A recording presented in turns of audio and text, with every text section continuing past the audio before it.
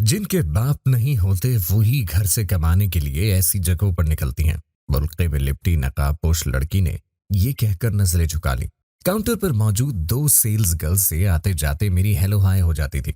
एक दिन मुझे किसी काम से थोड़ी देर मॉल पर रुकना पड़ा तो वो दोनों मुझसे बातें करने लगी। बातों बातों में पता चला दोनों लड़कियों के वालिद वफात पा चुके हैं।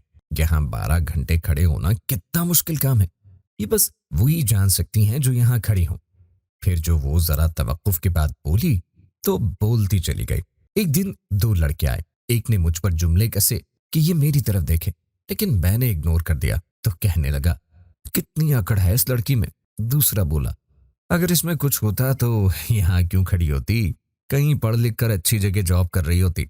ये बातें सुनकर मैंने उन लड़कों की तरफ नहीं देखा, लेकिन मैं बहुत रोई। मुझे लगा किसी ने मेरे कंधों पर मनोबोझ डाल दिया है। उस दिन मुझे एहसास हुआ कि मैं बहुत गलत जगह खड़ी हूँ। लोग समझते हैं ये आवारा लड़कियां हैं, लेकिन उन्हें क्या मालूम कि हम कितनी मजबूर होकर यहाँ खड़ी हैं। दोनों लड़कियां एफए पास थीं और प्राइवेट बीए कर रही थीं। दोनों अपने अपने घर का खर्चा चलाने के लिए घर से निकली थी। बेचारगी और बेबसी उनकी आंखों से आया थी। उसकी साथी सहेली का लहजा ढीला पड़ गया। आंखों में आंसू चमकने लगे, लेकिन घर का सरबराह शायद मजबूत होता है। उसने आंसू हलक में उतार लिए।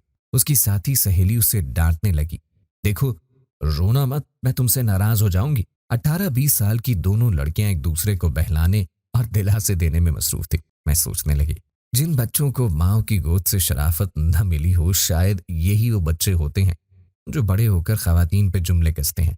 इज्जतदार घरानों के लड़के भी हयादार होते हैं। शरीफ माएँ शरीफ औलाद ही जना करती हैं। बच्चे तो जानवर भी पैदा करते हैं। असल बात तरबियत है। बच्चे पैदा करके जानवरों की तरह बेमहार छोड़ने से बेहतर है इंसान ऐसे जानवर नुमा बच्चों को जन्म ही ना दे।